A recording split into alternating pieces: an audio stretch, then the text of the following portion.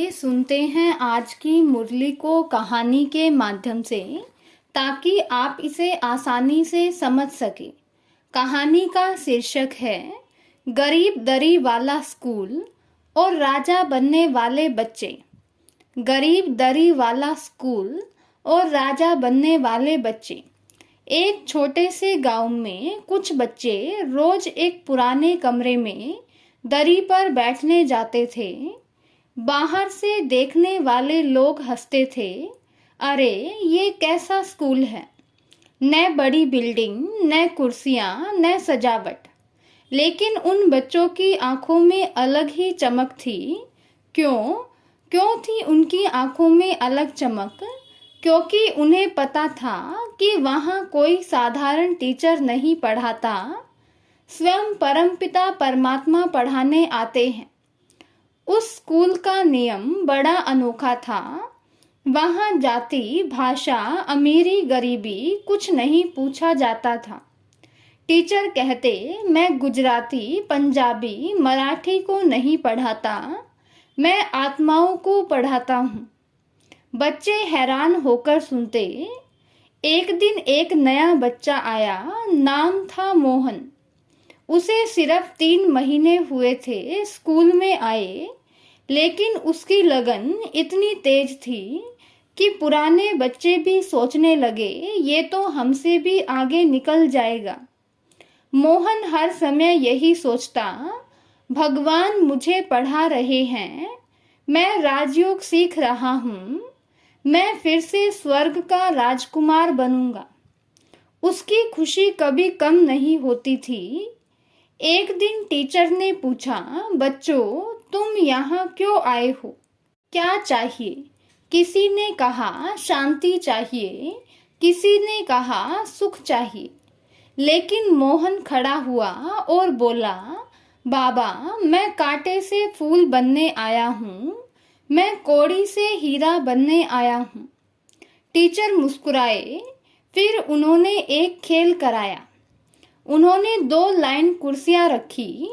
एक पर लिखा था कामचिता, दूसरी पर लिखा था ज्ञानचिता। जो बच्चे कामचिता पर बैठते वे दुखी, क्रोधी और कमजोर दिखने लगते। जो ज्ञानचिता पर बैठते उनके चेहरे चमकने लगे जैसे फरिश्ते हो। टीचर बोले, बच्चों याद से तुम काले से सुंदर बनते हो, यही शाम से सुंदर बनने का राज है। फिर बाबा बच्चों को एक ऊंचे पहाड़ पर ले गए। वहां से 2 दुनियाएं दिखी। एक तरफ पुरानी दुनिया, लड़ाई, रोना, चिंता, बीमारी। दूसरी तरफ स्वर्णिम दुनिया, महल, खुशी, शांति, पवित्रता। बाबा बोले, यह पुरानी दुनिया खत्म होने वाली है, अब तुम्हें नई दुनिया का मालिक बनना है। सब बच्चों की आंखों में चमक आ गई, लेकिन उन्हें रास्ते में एक बड़ी चालाक चुड़ैल मिलती है जिसका नाम था माया। वह बच्चों को बार बार सुला देती, अभी बहुत समय है, थोड़ा संसार भी देख लो, इतनी मेहनत क्यों? कुछ बच्चे रुक जाते, लेकिन मोहन तुरंत खुद से कहता, नहीं, मुझे एक बाप का बनना है, 2 नाव में पैर नहीं रखना। और वह फिर बाबा को याद करने लगता। एक दिन बाबा ने आखिरी राज बताया, जो सेकंड में सौदा करते हैं वे हमेशा एक रस और खुश रहते हैं।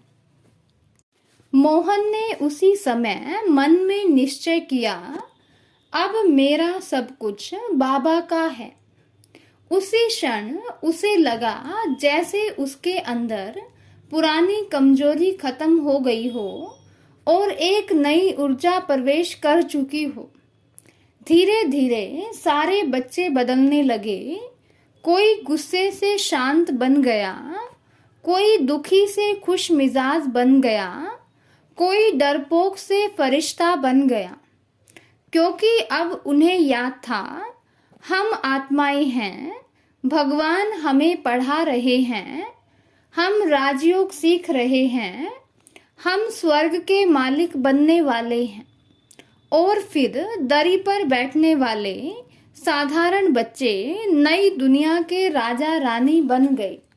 इस कहानी से हमें यह सीख मिलती है कि स्वयं भगवान हमें पढ़ाने आते हैं तो उनकी याद में मगन रह हमें हर कार्य करना है।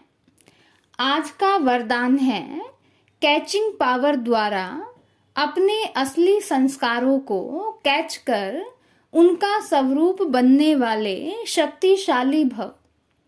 कैचिंग पावर द्वारा अपने असली संस्कारों को कैच कर उनका स्वरूप बनने वाले शक्तिशाली भव। आज का स्लोगन है ब्राह्मण जीवन का श्वास खुशी है, शरीर भल चला जाए लेकिन खुशी न जाए। ब्राह्मण जीवन का श्वास खुशी है, शरीर भल चला जाए लेकिन खुशी न जाए।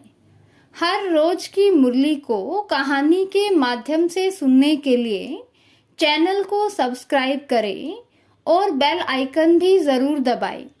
यह वीडियो दूसरे भाई बहनों के साथ भी शेयर ज़रूर करें। आज का संबंध है टीचर का।